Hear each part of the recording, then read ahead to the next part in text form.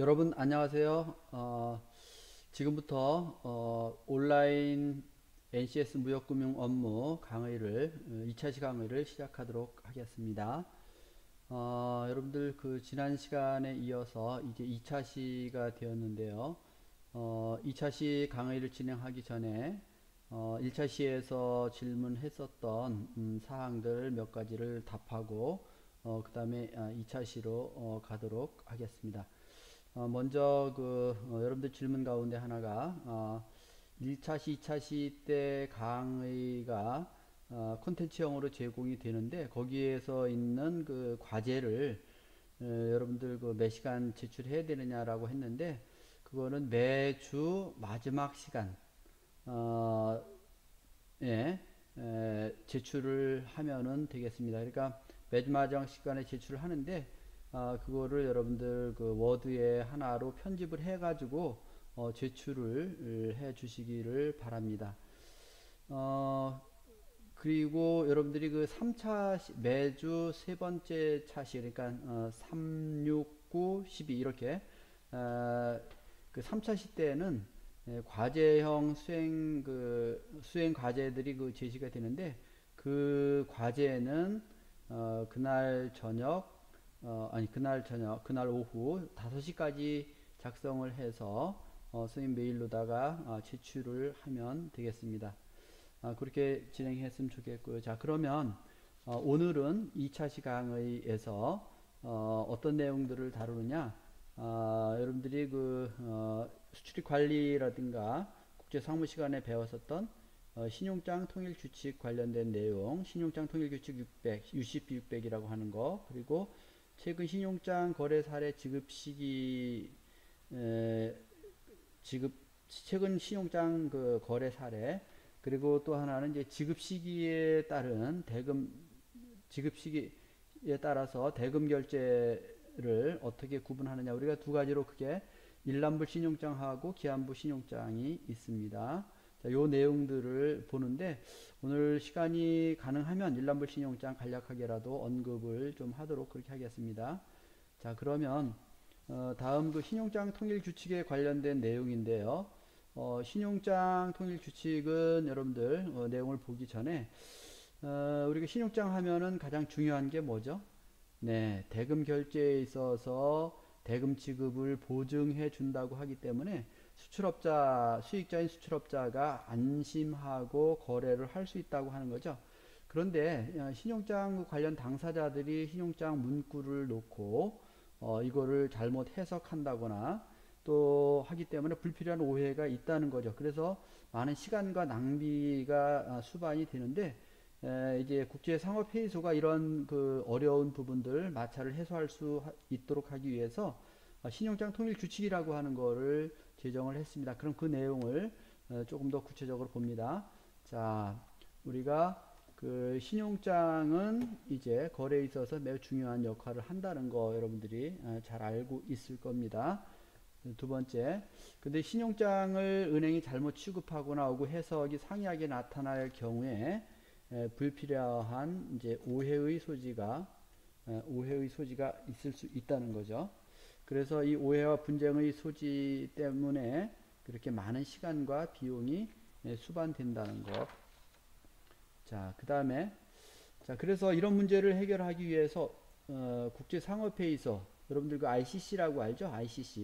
ICC가 이 마찰 해소를 위해서 해소를 하고 또 이제 물류 운송이라든가 통신 수단이 지속적으로 변화를 하고 있는데 이것뿐만이 아니라 이제 정보 처리 기술, 그 ICT 기술이 이제 계속 발달하면서 이제 무역 환경이 많이 발전하고 이제 바뀌고 있죠.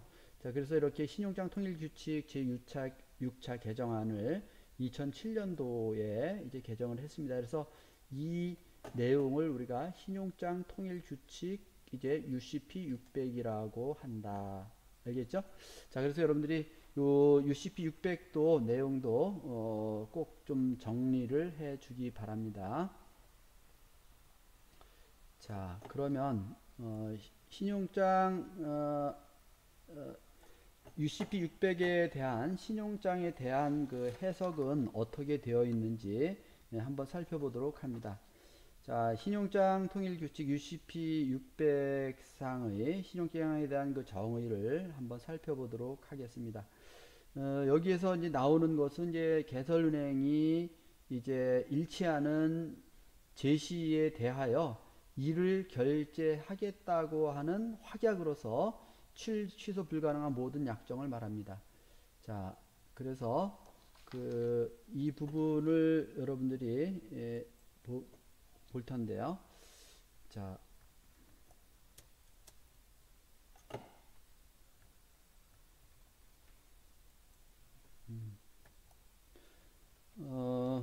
그래서 개설은행이 이렇게 일치하는 제시, 서류 제시를 했을 때 이를 결제를 확약하겠다고 결제하겠다는 확약, 그리고 취소 불가능한 모든 약정을 말한다.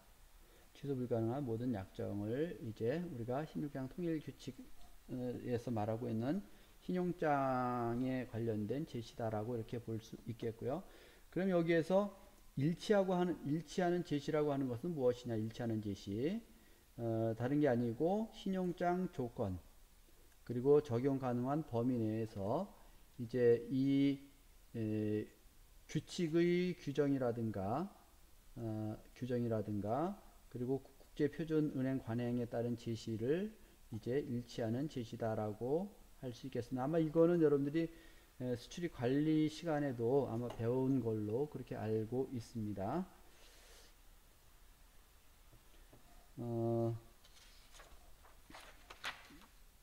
자, 그러면 다음 이제 그 확인이라는 문제가 이제 또 나오는데요. 이 확인은 일치하는 제시에 대해서 누가 일치하는 제시를 했어요? 아까 개설은행이 한다고 그랬죠.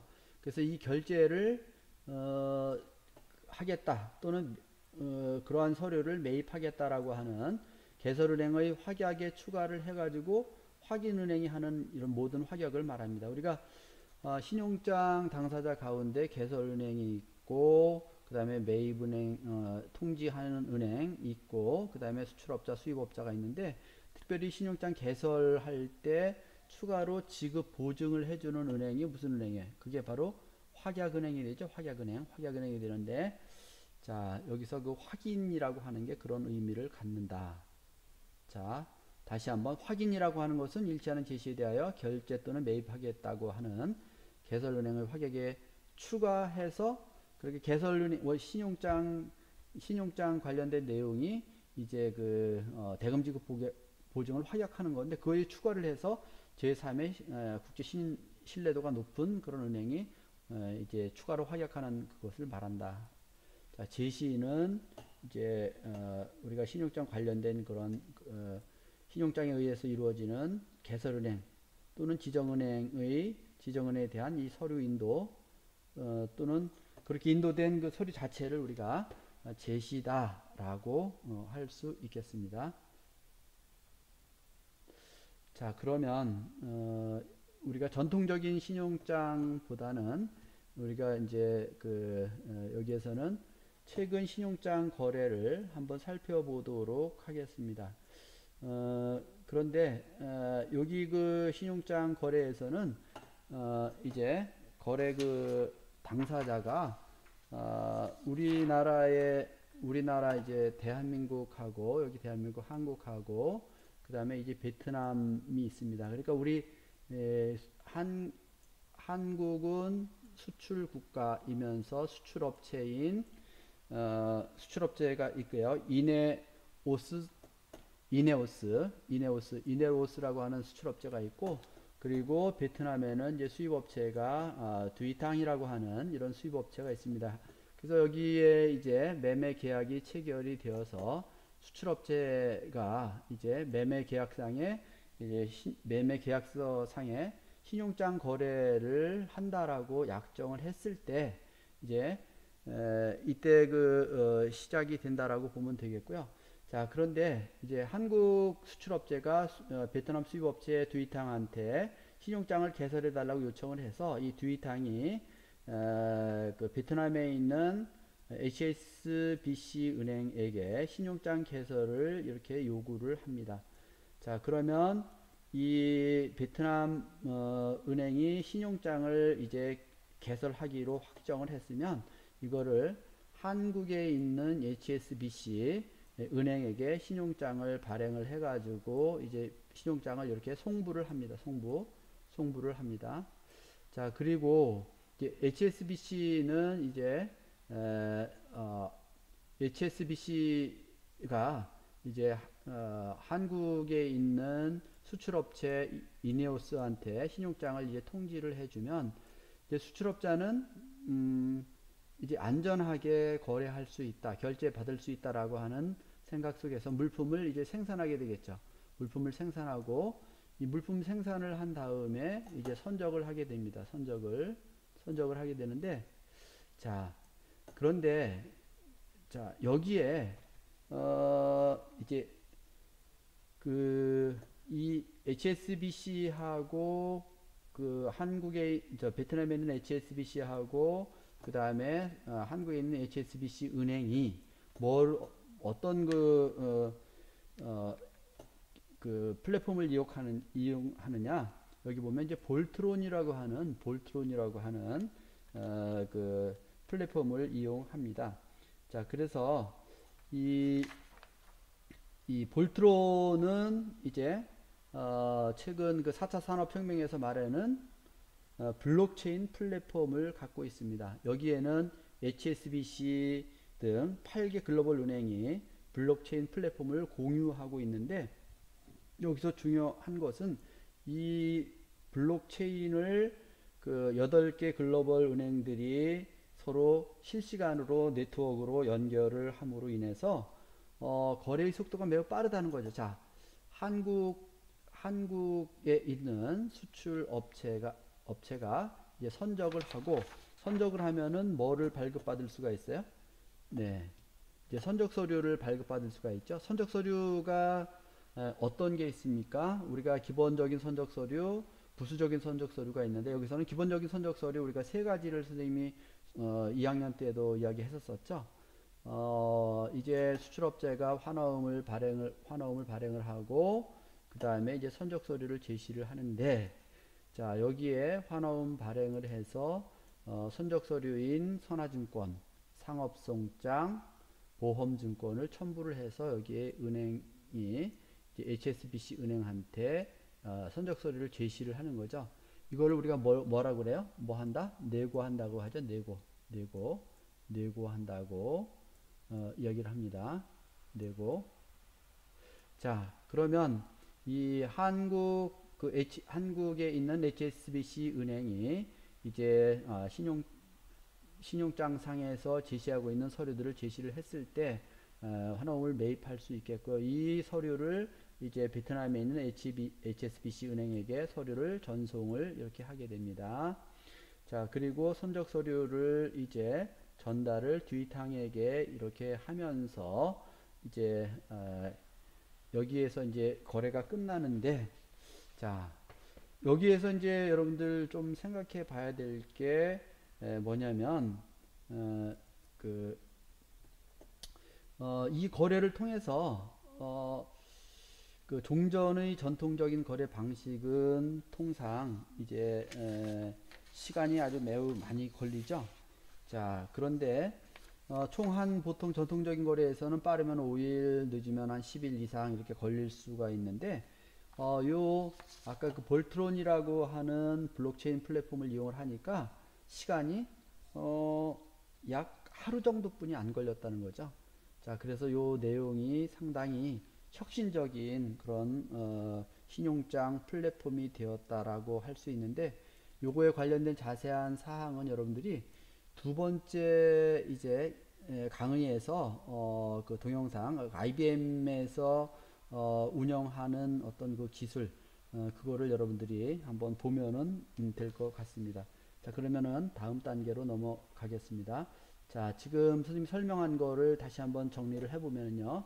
자, 최근 신용장 거래 사례 해설인데, 홍콩계 글로벌 HSBC 그룹이 한국과 베트남 간에 블록체인 기반 디지털 신용장 거래를 최초로 진행을 했다. 자, 거래 내용은 어떤 거다? 거래 내용은 다른 게 아니라, 자, 이제 그 한국의 이제 이네오스티 리볼루션 하고 베트남의 플라스틱 가공업체 듀이타나하고 이렇게 원자재를 수출한 이런 모든 과정이 있는데, 자, HSBC의 이제 블록체인 플랫폼 볼트론을 통해서 이루어졌는데, 이제 한 HSBC가 한국에서는 이제 개설은행 아니 한국에서는 이제 통지은행과 매입은행으로서 참여를 했고, 베트남에서는 이제 개설은행으로 이렇게 참여했습니다.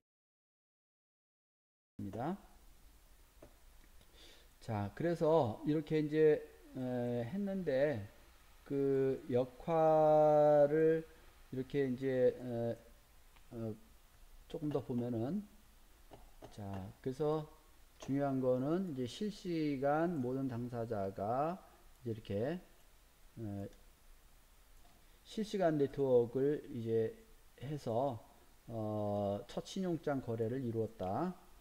자, 그리고 거래 효과는 이제 일반적인 거래에서는 총 5일에서 10일 정도가 걸릴 수가 있는데, 이제 아주 빠른 시간, 이제 24시간 안에 이제 모든 거래가 이루어졌다라는 거, 요 정도 여러분들이 일단은 내용을 보면은 되겠습니다.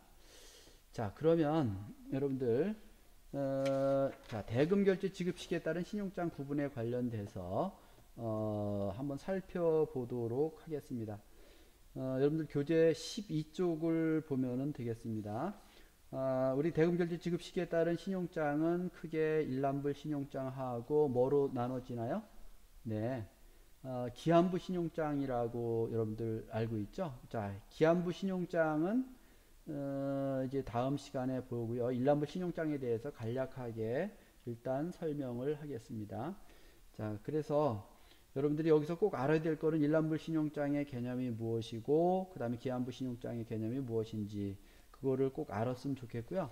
그 다음에 그 신용장, 이렇게 일람불이나 기한부나 신용장 거래상의 흐름, 이거를 꼭 알아뒀으면 좋겠어요. 자, 그래서 자, 먼저 이제 일람불 신용장의 정의를 한번 살펴보도록 합니다. 일람이라고 하는 것은 어떤 의미죠? 일람이라고 하는 것은, 자, 우리가 수출업자가 대금 결제를 하려고 했을 때 환화음을 발행을 하고 관련된 그 선적 서류를 이제 함께 제시하는데, 제시하자마자 대금을 지급해야 하는 신용장을 우리가 일람불 신용장이다라고 하죠. 자, 그러면 개념을 봅니다. 자, 신용장 개설은행에 부여한 화환음 발행권을 이제 갖고 있는 수익자가 어음을 발행하고, 자, 여기서 어음은 무슨 어음이에요? 환어음을 말합니다. 어음을 발행하고 제시함과 동시에, 자, 은행에게 제시함과 동시에 대금을 지급해야 하는 신용장을 무슨 신용장이다? 네, 일람불 신용장이라고 한다. 자, 그러면 여기서 화환어음이라고 했는데 이 말이 조금 어려울 수도 있지만, 여러분들이 사실 요 관련된 내용은 1학년 때부터 계속 이제 들어왔던 내용입니다. 자, 그런데 이거 다시 한번 잠깐 정리하고 넘어갑니다. 이 화환어음이라고 하는 것은 우리가 국제무역 거래에 있어서 매도인인 수출업자하고 매수인인 수입업자가 있는데, 우리가 국제무역에서 이제 매도인인 이제 수출업자가 대금 결제를 위해서 이제 매수인을 지불인으로 하고 매도인을 수취인으로 이렇게 하는데, 여기서 수취인이라고 하는 것은 뭘 말합니까? 네, 물건을 팔고 대금을 받을 수 있는 사람을 우리가 수취인이라고 하는 거죠. 수취인. 자, 매도인을 수취인. 그리고 어음 금액을 대금액으로 하는 화환어음을 발행한다 그래서 화환어음. 이제 화환어음을 발행을 하고, 그래서 여기에 화환어음이라고 하는 것은 아까 말했던 선적에서 중요한 서류가 되는 이제 그 선화증권, 보험증권, 또 여기 표시 안 돼 있지만 상업송장, 이런 것들을 이런 서류들을 이런 선적 서류를 첨부를 해가지고 자신이 거래은행한테 어음 사달라고 요구를 할 때 이것을 은행이 서류를 검토를 하고 할인을 하든지 할인해서 매입을 해서 대금을 회수하는 그런 것이 바로 이제 화환어음이다라고 이렇게 볼 수 있겠습니다. 자, 다시 한번 화환어음 정리하면 수출업자가 매도인으로서 쉽게 대금을 빨리 결제할 수 있도록 하기 위해서 은행은 이제 수출업자가 발행한 환어음이 진짜 맞는지 틀리는지 발행 금액이라든가 또 여러 가지 그 환어음에 기재해야 될 필수 또 부수적인 요소들이 맞는지 그거를 선화증권이나 보험증권이라든가 상업통장을 통해서 볼 수 있다는 거죠. 자, 그러면 자, 여러분들 지금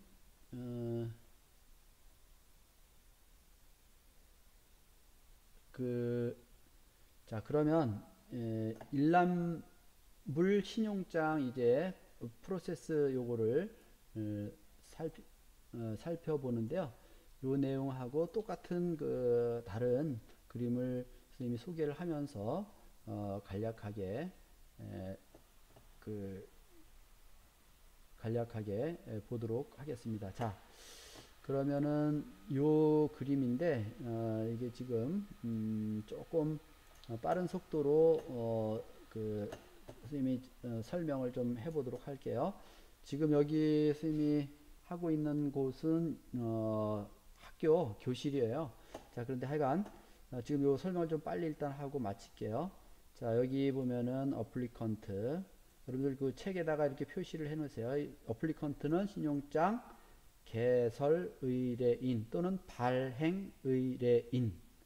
자, 그리고 이 어플리컨트는 수입업자. 자, 그리고 여기 오른쪽에 베니피셔리 있죠. 수익자, 수출업자죠. 수출업자. 자, 그 다음에 여기 이슈잉 뱅크, 신용장 발행은행 또는 개설은행이라고 하고요. 여기 위에 어드바이징 뱅크는 통지은행이라고 합니다. 자, 그리고 여기 네고라고 했는데 니고시에이팅 뱅크에서 이거는 또 상황에 따라서 이거를 우리가 매입은행이라고 하죠. 매입은행. 자, 그러면 여기서 여기 A와 B 사이에 이제 매매계약이 체결이 되어 있어요. 매매계약이 체결되어 있는데 매매계약 체결 가운데 결제 조건을 신용장으로 대금을 결제하겠다라고 이렇게 약정을 서로 한 거죠. 자, 그래서 여기서 이제 어플리컨트인 수입업자가 신용장 평상시 거래은행한테 이제 신용장 개설 신청서와 계약서를 첨부를 해서 신용장 발행해 달라고 요청을 한 거죠. 신용장 발행 요청을 한 겁니다. 자, 그리고 이 신용장 발행은행은 이제 신용장을 발행을 하고서 신용장을 이제 여기 3번 신용장을 발행을 해서 이제 수출지에 있는 은행에게 보냈습니다. 신용장 이거를 우리가 통상 신용장 송부라고 보통 말하죠. 발행해서 송부를 했다는 겁니다. 발행해서 송부를 했다는 거. 그 다음에 여기에 있는 은행은 이제 지체하지 않고 수익자인 수출업자한테 신용장을 이렇게 통지를 하는 것입니다.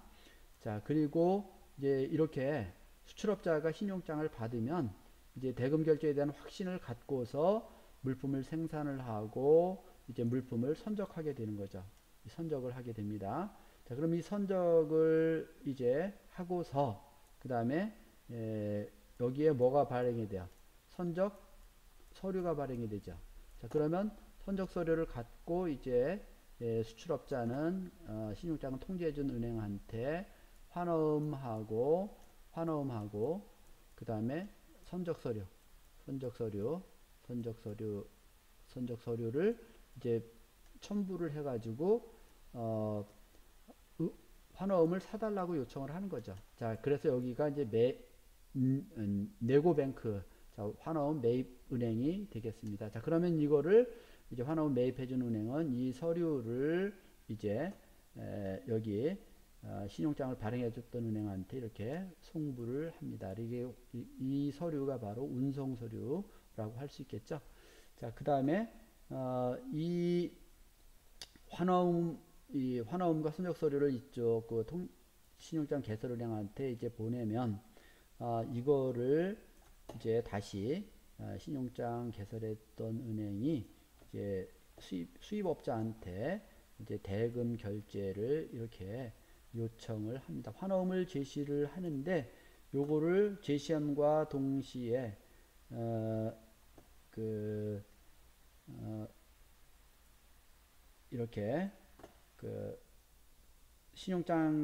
신용장을 개설했던 수입업자가 이렇게 대금을 이제 결제를 서류를 달라고 요청을 하면 이제 그리고 이제 대금 결제를 이제 대금을 결제를 하면 서류 그러니까 이제 여기 은행에게 이제 서류를 제시를 하고 대금을 결제를 해주면 이제 서류를 이렇게 넘겨주는 그런 것이 바로 이제 환호음이다라고 보면 되겠고요. 그리고 여기에서는 이제 즉시 송금을 이제 네고뱅크에게 해주고 하는 것이 바로 이제 일람불 신용장이다라고 이렇게 봅니다. 자, 그래서 일단은 오늘 두 번째 2차 시 첫 번째 강의를 일단 요 부분에서 마치도록 하고 다음 강의는 한 6분 정도, 5, 6분 정도 되는데 그 강의를 잘 들으시고 여러분들이 과제를 수행을 하면은 좋겠습니다. 그러면서 그게 2차 시가 되겠고 3차 시는 여러분들 과제 수행하는 게 되겠습니다. 자, 이상 여기서 일단 마치겠습니다. 감사합니다.